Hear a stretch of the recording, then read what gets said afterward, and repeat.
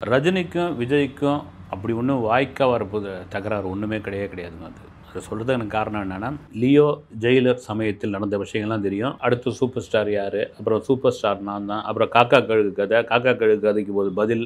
இதெல்லாம் முடிஞ்சு ஒரு கட்டத்தில முடிஞ்சு போச்சு வந்து. சினிமாவில் சொல்லுவாங்க இல்லைங்களா, இங்க வந்து நிரந்தர நண்பரும் கிடையாது, எதிரியும் கிடையாது வந்து. அது சினிமால எந்த தளத்திலும் எல்லா துறைக்கும் உண்டு. சினிமால இன்னைக்கு சண்டை போட்டுக்கிட்டா, நாளைக்கு ஒரே வண்டியில டிராவல் பண்ண வேண்டிய ஒரு சூழ்நிலை கூட வரும் வந்து.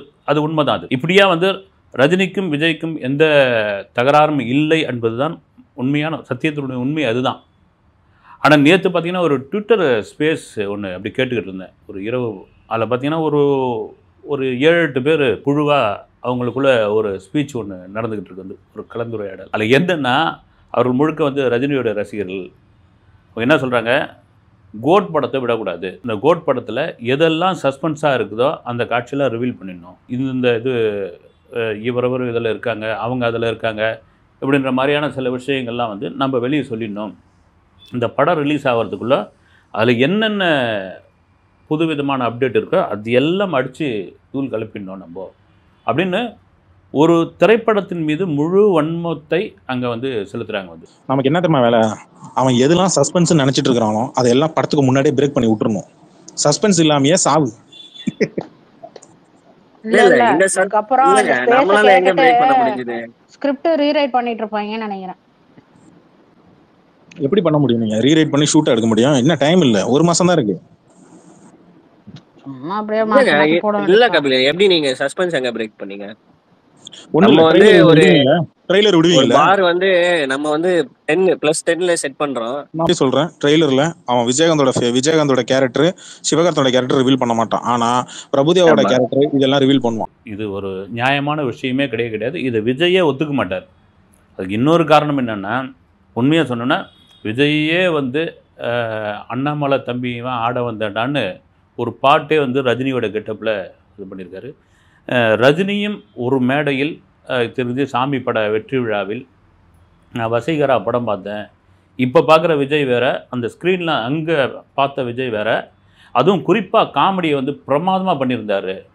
ஆக்ஷன் ஆகட்டும், காமெடி ஆகட்டும், அந்த படத்தில் அப்படி காமெடி வந்து போகிற போக்கில் ப்ளே பண்ணியிருந்தாருன்னு ஒரு ஒரு ஆர்டிஸ்ட்டு எங்கே அவங்களுக்குள்ளே இருக்கிற அந்த விஷயங்கள் இருக்குல்ல, அதை வந்து பாராட்டுறது, அப்புறம் வந்து அந்த தகுந்த மேடை கிடைக்கும் பொழுது அதை சொல்லி வந்து ஒருத்தர் வந்து தட்டி கொடுக்கறது, இதெல்லாம் சகஜமான ஒரு விஷயம் அது. ஆனால் இந்த ரசிகர்களுக்குள்ளே ஏன் எப்படி ஆகட்ட ஒரு வன்மம் அப்படின்றது தெரியவே இல்லை. இந்த திரும்பவும் சொல்கிறது தான் அது. இன்றைக்கி வந்து கோட் ஒரு பெரிய படம், அதில் ஒரு பெரிய முதலீடு, அதை தாண்டி ஒரு பெரிய எதிர்பார்ப்பு. கோர்ட்டுக்கு வந்த அப்டேட் எல்லாம் எங்களுக்கு ஒன்றும் அந்த அளவுக்கு சரியில்லைங்கன்னு ஒரு பக்கம் விஜய் ரசிகர்கள் அப்படி வெயிட் பண்ணிக்கிட்டு இருக்காங்க. இந்த வீடியோ பேசுகிறப்போ வந்து எப்போ கோட் படத்தினுடைய ட்ரெய்லர் வந்து வெளிவரப்போகுதுன்னு ஒரு அப்டேட்டும் கூட வெளிவரப்போகுது. செப்டம்பர் 5ஆம் தேதி படம் ரிலீஸு. அதுக்கப்புறம் ஆடியோ லான்ச் இருக்குதா இல்லையான்னு, அப்புறம் ஆடியோ லான்ச் வந்து சென்னையில் இருக்குதா கோலாலம்பூரில் இருக்கா அப்படின்னு ஒரு பேச்சுவார்த்தை போயிட்டுருக்கு. உண்மையிலே ஒரு முக்கியமான படம். லியோவுக்கு பிறகு லியோ கூட 2 விதமான விமர்சனங்கள்லாம் இருந்தது. செகண்ட் ஆஃப் சரியில்லைன்னு சொல்லியாச்சு. இந்த படத்துக்கு கூட அவ்வளோ பெரிய ஹைப் கொடுக்கக்கூடாதுன்னு சொல்லியிருக்காங்க. இதெல்லாம் தாண்டி ஏஜிஎஸ் நிறுவனம் ஒரு மிகப்பெரிய பொருட்செலவில் இந்த படத்தை எடுத்திருக்காங்க. ரஜினிக்கும் அதே தான் வந்து. வேட்டையனும் மிகப்பெரிய படம் வந்து, அடுத்து எடுக்கிற கூலியும் மிகப்பெரிய படம் வந்து. எதுக்கு சொல்ல வரோம்னா, இது சாதாரண லட்சங்களில் எடுக்கக்கூடிய படங்கள் கிடையாது, கோடிகளில் எடுக்கக்கூடிய படங்கள். நீங்கள் வந்து ஒரு சமூக வலைதளத்துக்குள்ளே உட்காந்துக்கிட்டு போகிற போக்கில் ஒரு நடிகரையோ ஒரு படத்தையோ வச்சு செய்யறதெல்லாம் சாதாரண விஷயம் கிடையாது. இதில் வந்து அவ்வளோ முதலீடும் தாண்டி அவ்வளோ பெரிய உழைப்பு இருக்குது, அவ்வளோ பெரிய எதிர்காலமும் இருக்குது. அது விஜய் தான் இருக்கட்டும், ரஜினி தான் இருக்கட்டும். ஏன்னா அவங்க வந்து எங்கேயாவது மேடையில் நின்று ஒருத்தர் சட்டையை பிடிச்சி சண்டை போட்டாங்களா? கிடையாது வந்து. ஒரு மேடையில் சரத்குமார் சொன்னார் அடுத்து சூப்பர் ஸ்டார் விஜய்னு. அந்த விஜய் வந்து அந்த நேரத்தில் வந்து எதையும் மறுக்கலை அப்படின்னும் பொழுது அவரை வந்து விமர்சனம் பண்ணாங்க, அடித்தாங்க, எல்லாம் பண்ணாங்க கருத்து ரீதியாக வந்து. அவர் வந்து ஒரு காக்கா கழுகு கதை சொன்னார் ஜெயிலர் ஆடியோ லான்ச்சில். அப்போ யார் காக்கா யார் கழுகுன்ற ஒரு விஷயம் வந்தது. திரும்பவும் வந்து லியோ வெற்றி விழாவில் ஒரு காடுன்னு இருந்தால் காக்காவும் இருக்கும் கழுகு இருக்குன்னு விஜய் சொல்லியாச்சு. சரி, அதுக்கு சரியாக போச்சுன்னு சொல்லியாச்சு. திரும்பவும் பார்க்கும்போது இங்கே தமிழ்நாட்டில் தமிழ் சினிமாவில் உச்ச நட்சத்திரங்கள் அப்படின்னா 4 பேர் தான். ரஜினி, கமல், விஜய், அஜித். இதை தாண்டி யாரும் உச்ச நட்சத்திரங்கள் கிடையாது. ரஜினிகாந்த் ஏன் இந்த மாதிரியான விஷயத்துக்கெல்லாம், அதாவது வந்து அவரே வந்து எதையும் இப்படிலாம் சொல்லக்கூடிய ஆள் கிடையாது. நிச்சயமாக அதை தான் திரும்ப சொல்கிறேன். அதுக்கு ஒரு சம்பவத்தை சொல்லணும்னா, இயக்குனர் மௌலி அவர் என்ன பண்ணுறாரு, ஒரு நாள் பிரதாப் போத்தனோட கிளம்பி ரஜினி வந்து வாகினி ஸ்டுடியோவில் நடிச்சிட்டு இருக்காரு. இது 80 காலகட்டங்களில். போனவுடனே ரஜினிக்காக வெயிட் பண்ணாங்க. ரஜினி வந்து ஒரு ஷாட் முடிச்சுட்டு வராரு. சார் என்ன சார் அப்படின்றாரு வந்து. அப்போ மௌலி சொல்கிறாரு, சார் ஒரு ஒரு அரை நாள் கால் ஷீட் உங்களுக்கு கிடைக்குமா அப்படின்றாப்புல. என்னங்கன்றார். இல்லை என் படத்தில் வந்து ஒரு முக்கியமான ஒரு கருத்தை நீங்கள் சொல்லணும், ஒரு ஹாஃப் டே கால் ஷீட் கிடச்சுன்னா ரொம்ப நல்லாயிருக்கும் அப்படின்றாப்புல. அப்படியா என்ன இது அப்படின்றாரு வந்து. இந்த படத்தோட ஹீரோ பிரதாப் போத்தன் வந்து கல்யாணமே வேணாம் அப்படின்னு ஒரு முடிவோடு இருக்கார். அதுக்கு காரணம் என்ன சொல்கிறாருன்னா, குடும்ப பாரத்தை, குடும்பத்தோட வெயிட்டை என்னால் தாங்க முடியாது, அதனால் நான் கல்யாணத்தை வந்து ஸ்கிப் பண்ணுறேன் அப்படின்ற ஒரு கேரக்டர். நீங்கள் அவருக்கு வந்து ஒரு அட்வைஸ் சொல்கிறீங்க, நீங்கள் ஒரு டயலாக் பேசுகிறீங்க, அவருடைய மனசு மாறுது அப்படின்னு அந்த காட்சி விளக்குன பிறகு, ஓகே சார் ஒரு அடுத்த ஷார்ட் நடிச்சிட்டு வரணுன்னே நடிச்சுட்டு திரும்ப வந்திருக்கார். வந்த பிறகு சார் மறுபடியும் வர ஆரம்பிச்சிருக்காரு, ஒரு அரை நாள் கால் ஷீட் அப்படின்னு. எப்போ கிடைக்கும் சார் அப்படின்னு. இப்போ எடுத்துக்கலாமே அப்படின்னு பயங்கர ஷாக் ஆகி போச்சான். இப்போ எடுத்துக்கலாமே அப்படின்ட்டு. சரிங்க சார் எந்த லொக்கேஷனில் எடுக்கிறது, ஏன் வீட்டில் எடுத்துக்கலாமே அப்படின்னுக்கிறாரு. அதாவது வந்து மௌலிக்கு வந்து ஒரு ரெட்டிப்பு மகிழ்ச்சி ஆகி போச்சான். ஒரு பக்கம் பிரதாப் போத்தன் முகத்தில் அவ்வளோ சிரிப்பாக வந்து, சரி இந்த இந்த ஷாட்டோட என் இது முடியுது, ஃப்ரீ தான், நான் வீட்டுக்கு போய் எடுத்துக்கலாம் வாங்கணுன்னு பரபரப்பாயிடுறாரு மௌலி ஒரு பக்கம், பிரதாப் போத்தன் ஒரு பக்கம். அந்த படத்துக்கு வந்து பிசி ஸ்ரீராம் தான் கேமராமேன். அப்போ பிசி ஸ்ரீராம் வளர்ந்துக்கிட்டு வராரு. பிசி ஸ்ரீராம் ஒரு 2-3 படங்கள் மௌலி படங்கள்லாம் பண்ணியிருப்பார், சின்ன சின்ன படங்கள்லாம். அதுக்கப்புறம் தான் மணிரத்னம் படங்கள்லாம் பண்ணி பெரிய கேமராமேனை மாறினது வந்து. அப்படி பண்ணிக்கிட்டு இருக்காரு. பிசி ஸ்ரீராம் உடனே தகவல் சொல்கிறாரு, கேமராவெலாம் தூக்கின்னு வாங்க, இது மாதிரி ரஜினி சார் வீட்டுக்கு போயஸ் கார்டனுக்கு வந்துருங்க. அப்புறமா வந்து நிறைய ஆட்களை கூட்டின்னு வராதிங்க, ஏன்னா நிறைய பேர் ரஜினி வீட்டை பார்க்கணுன்னு அவளோட வருவாங்க, நிறைய பேர்லாம் கம்மி பண்ணிவிடுங்க. அதே சமயம் நீங்கள் வீட்டுக்குள்ளே எல்லாத்தையும் செட் பண்ணி வச்சுட்டு பாதி ஆட்கள் வெளியே போயிடணும், எதுவும் தொந்தரவு பண்ணக்கூடாது அப்படின்லாம் சொல்லியாச்சு. அதே போல் வீட்டுக்கு வந்தாச்சு, எல்லாத்தையும் செட் பண்ணியாச்சு. அந்த காட்சி எடுக்கிறாங்க. பிரதாப் போத்தன் வந்து ரஜினி கூட பேசுவார். ரஜினி வந்து அப்படியே பேசுவார் வந்து பிரதாப் போத்தன்கிட்ட, உன் வெயிட் என்ன அப்படின்னு கேட்பார் வந்து. என் வெயிட் 69 கிலோ அப்படின்னு. என் வெயிட் என்னன்னு இருக்குன்னு நீ நினைக்கிற அப்படின்னு. உங்களுக்கு என்ன ஒரு 71 72 இருக்கும் அப்படின்னு. என்ன தூக்குவியா நீ அப்படின்னு. நான் தூக்குவேன், தூக்கு பார்க்கலாம் அப்படின்னு ஒன்று பிரதாப் போத்தன் தூக்கிடுவார். தூக்கிட்டு உடனே 71 72 கிலோ வெயிட்டு தூக்கிட்ட நீ, அப்போ 69 கிலோ வெயிட்டை தூக்குவியான்னு. அது என்னங்க அசால்ட்டாக தூக்குவேன் நான் அப்படின்னு. அப்போ தூக்கி காட்டு ஒன்று நீயே அப்படின்னு. அது எப்படி முடியும் அப்படின்னாரு.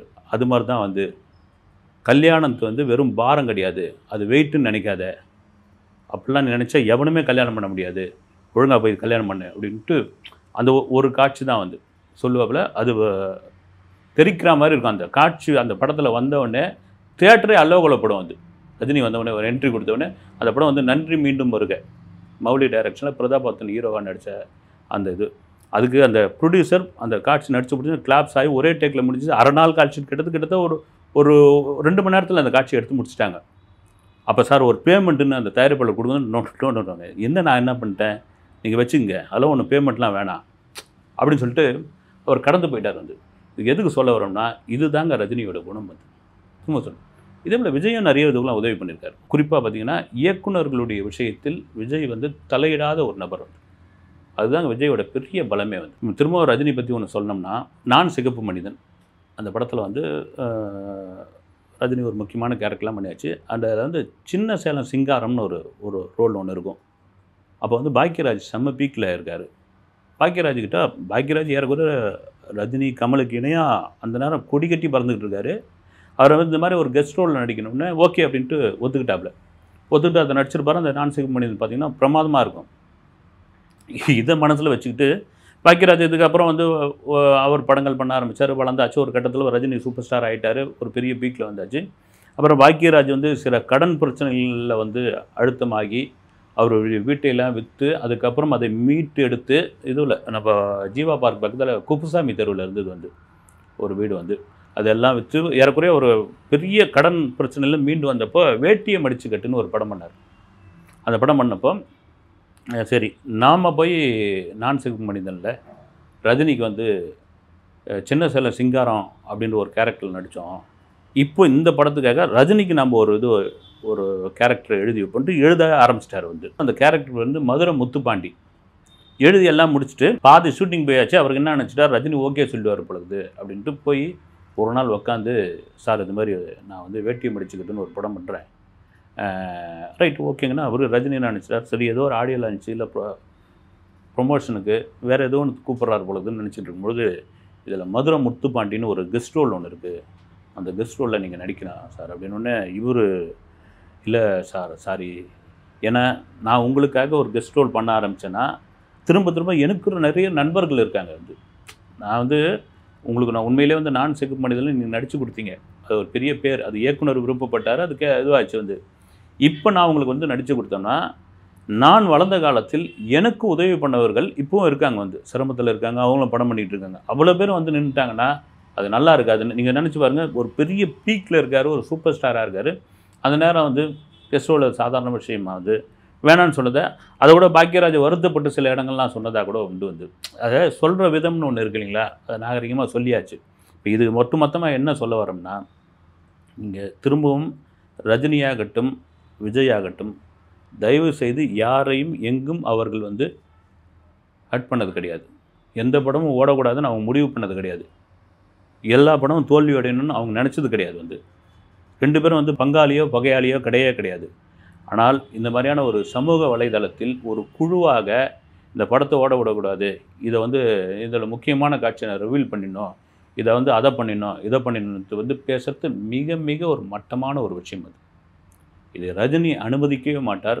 குறிப்பாக விஜயெல்லாம் பார்த்திங்கன்னா என்னங்க இப்போது கோட் படம், அதுக்கப்புறம் தளபதி 69, அது பிறகு நான் முழு நேரம் அரசியலுக்குள்ளே போகிறேன் அப்படின்னு சொல்லியாச்சு. இப்போ நாளைக்கு காலங்கள் மாறலாம், காட்சிகளும் மாறலாம்.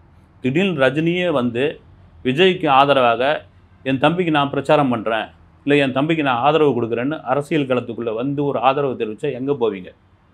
அதுதான் இது ஒரு தப்பான விஷயம். இது தயவுசெய்து இதை ரசிகர்கள் என்ற பேரில் யாரும் பண்ணாதீங்க. அது விஜய் ரசிகராக இருக்கட்டும், ரஜினி ரசிகராக இருக்கட்டும், வேண்டாம்.